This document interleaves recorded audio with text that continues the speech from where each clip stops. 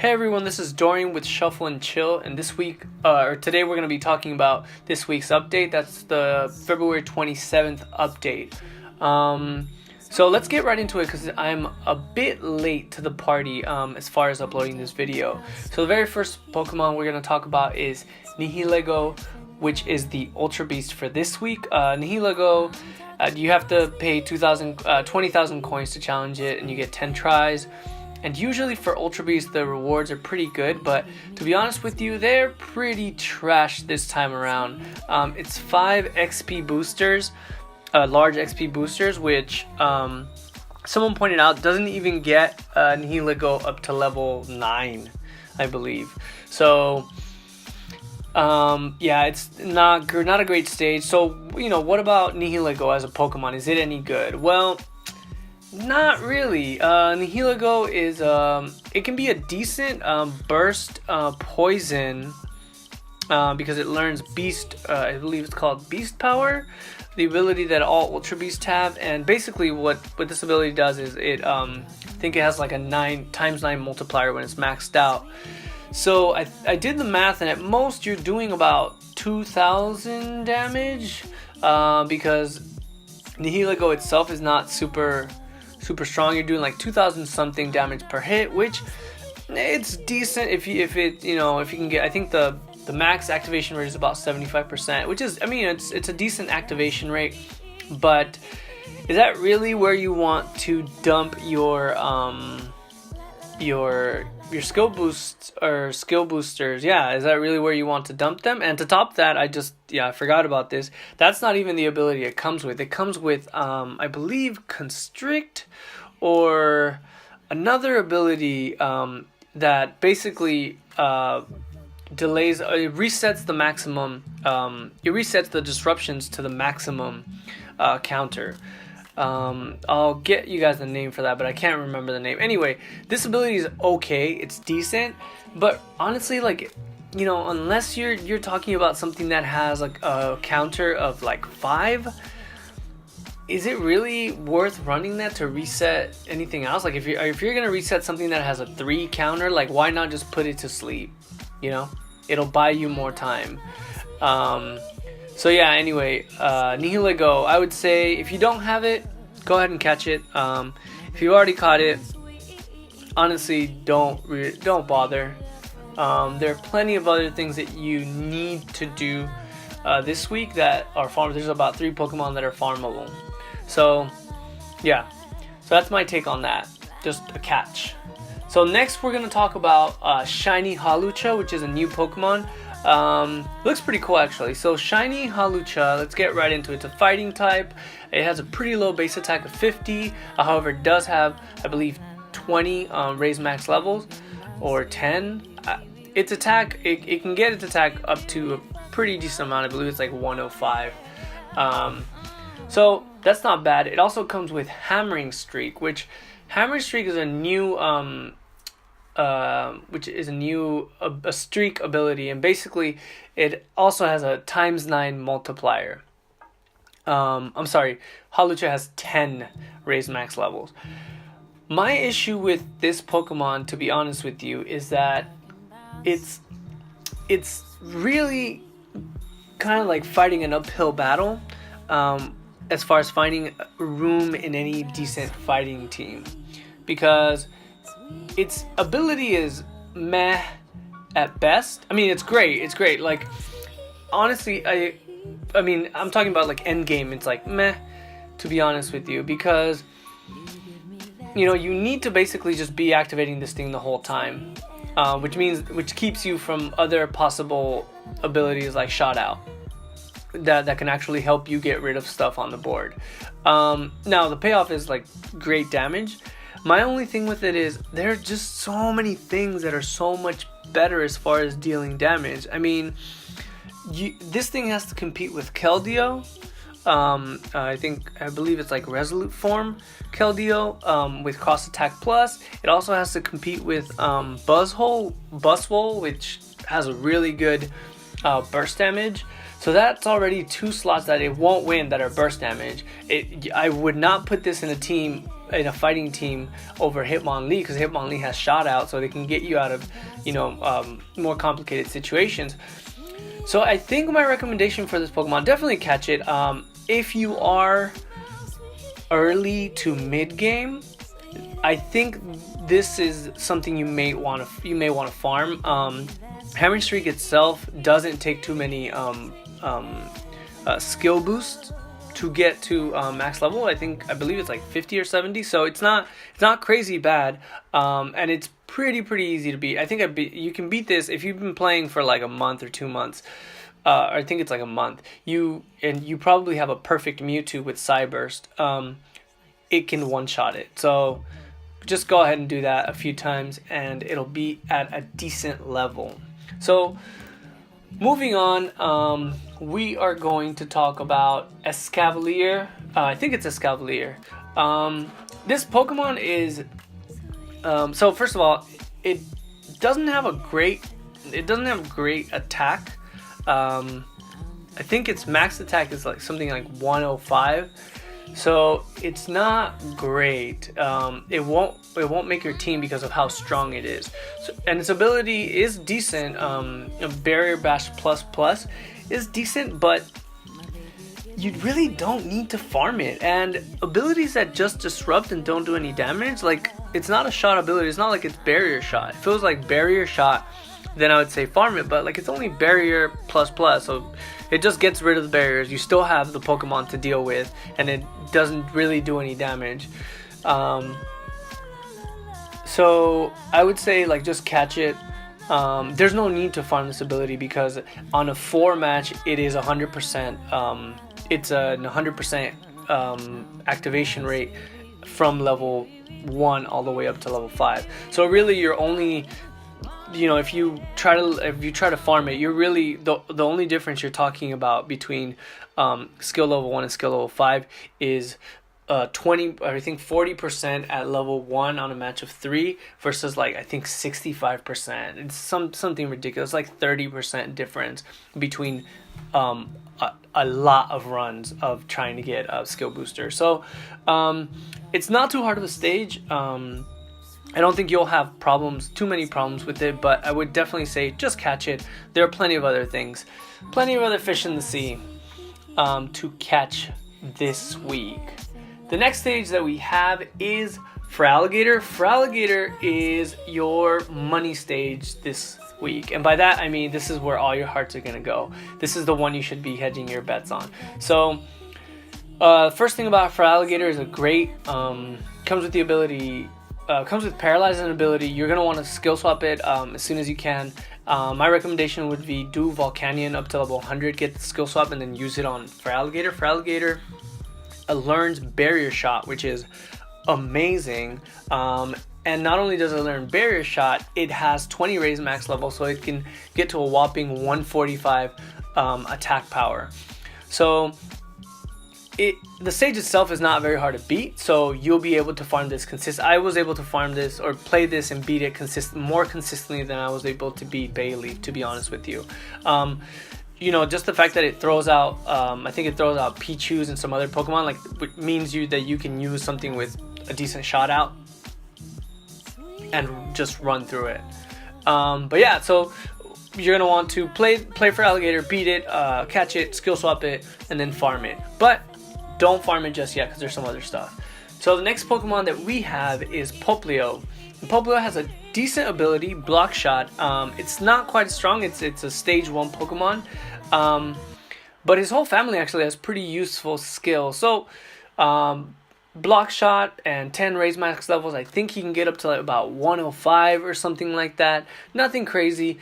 My recommendation would be catch it and farm it if possible, but again, if possible. There's a lot going on this week, so if anything, I would say, you know, if you really want to take advantage of this week, make sure 2 things get done is get that Feraligatr to a decent skill level, maybe 3, possibly 4 if you can, and then work on Popplio if you can.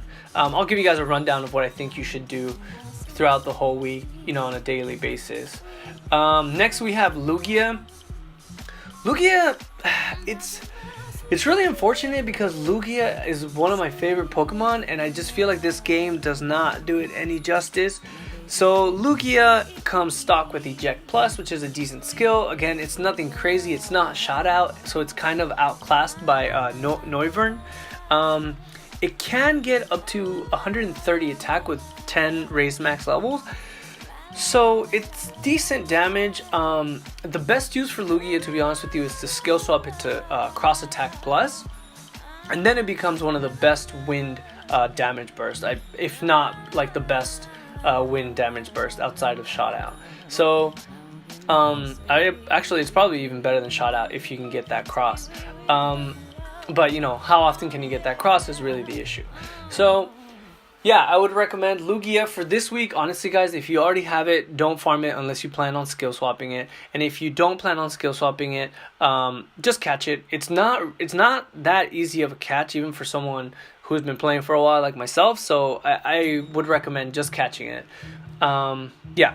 So next we have a leftover from last week. We have Volcanion, and Volcanion is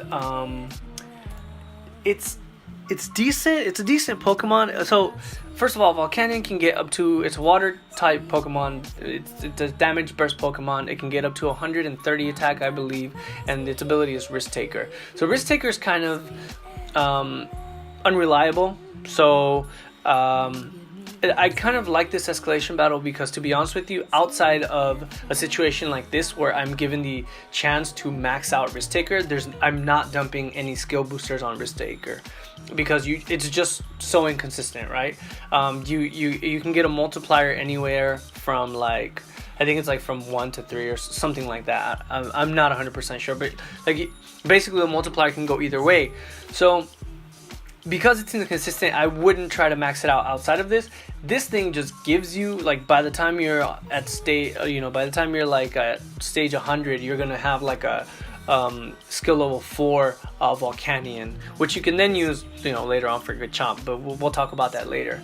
So yeah, I would say, definitely give this a try. If you want to do like the minimum and still get the best, because I don't think all the rewards are great. Honestly, I would say just get the skill swapper at 100 and then call it a day. If you want to focus on other things, that's completely, because the other skill swapper doesn't come till 250, and in between it's all like meh things. Like my thing with escalation battles is you really don't want to focus on them too much outside of getting skill swappers, because everything else that you can get in an escalation battle, you can get doing stuff like the competition a lot easier. Like, if it's gonna cost you, like, I don't know, if it's gonna cost you, so many hearts to get up to level like 150 in Volcanion, and then like on top of that, like 10,000 coins to clear level 300 or whatever, and what you're gonna get is like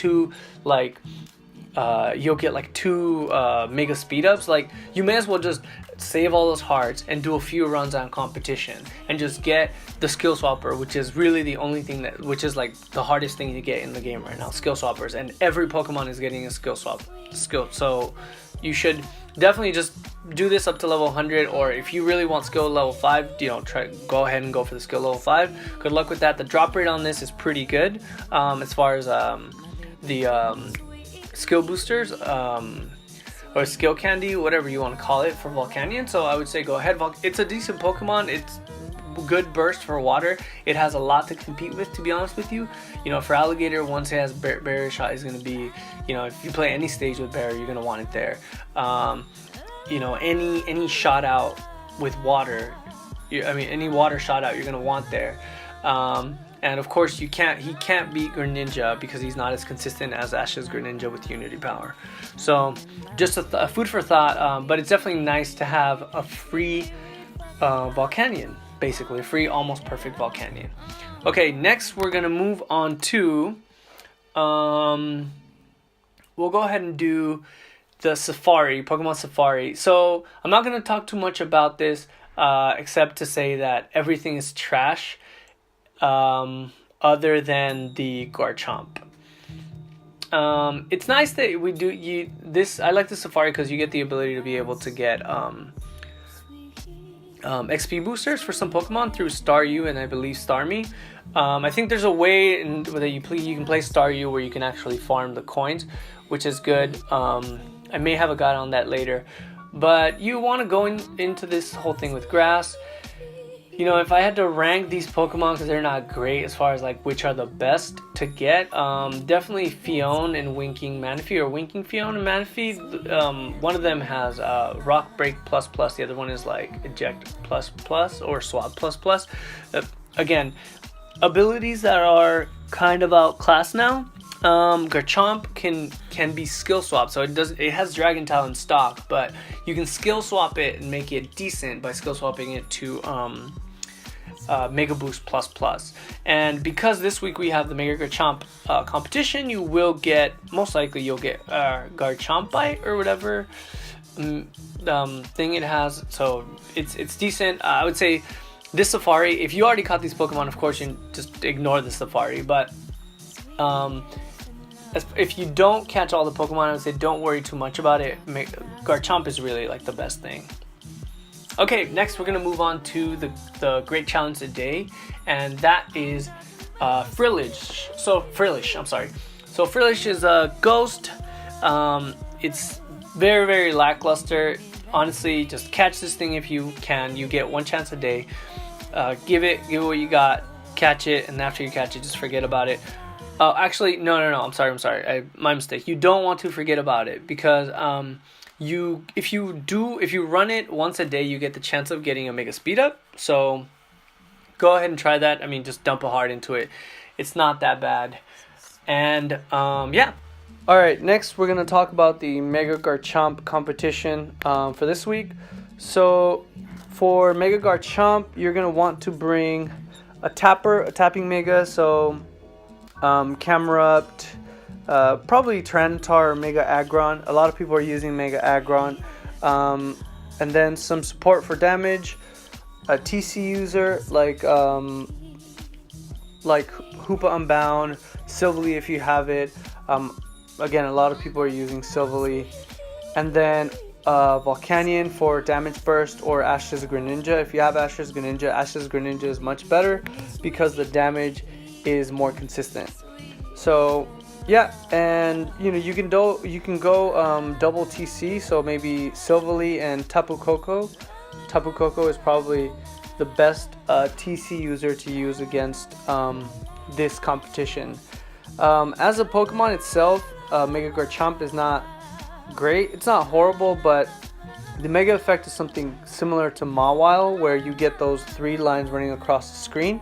It can be useful in certain situations, but to be honest with you, there are better Megas. I mean, if you're looking for ground itself, Mega Camerupt is better. You get 2 taps and it covers the same, because it's the same type, ground.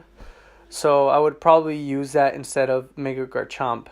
It does have better damage than Camerupt, because you can use Raise Max level 20 times on Garchomp and get it to 145 damage. So it's a pretty good beat stick. Yeah. So as far as the rewards, I mean, the rewards are always the same for these kinds of competitions.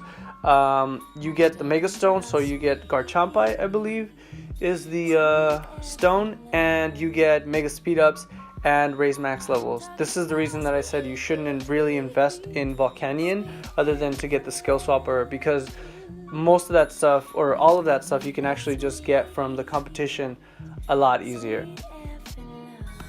Okay, so the last thing I have to talk about is the daily Pokemon. The daily Pokemon are lackluster. I think this video is a little late, so you already missed Girafarig and Kecleon, which had a slight chance of giving you 2,000 coins. In my opinion, it wasn't really worth it. So here's my rundown of what you should do every single day you log in this week. The first thing you do is go through the daily Pokemon if you haven't already caught it. So make sure you catch it. The second thing would be try the Frillish. If you have not caught the Frillish, catch it. If you have already caught the Frillish, go ahead and do one more run, because you have a chance at a, I believe it's a Mega Speed Up. So after that, I would move on to making sure you caught Lugia, Shiny Hawlucha, Escavalier if you haven't caught those, and Feraligatr and Popplio. So after you caught Feraligatr and Popplio, I would say move on to the Volcanion escalation battle. We're gonna ignore the safari for this week because we still have another week to take care of it. So try the Volcanion escalation battle. If you feel like you want to dump the coins into it, I would say go up to level 250, because that's when you get the second skill swapper. If not, level 100 is easy enough. So after you get that skill swapper, I would say go back to Feraligatr and farm that for skill boosters until it's a good skill level 4 or maybe 5 if you want to dedicate the time to that.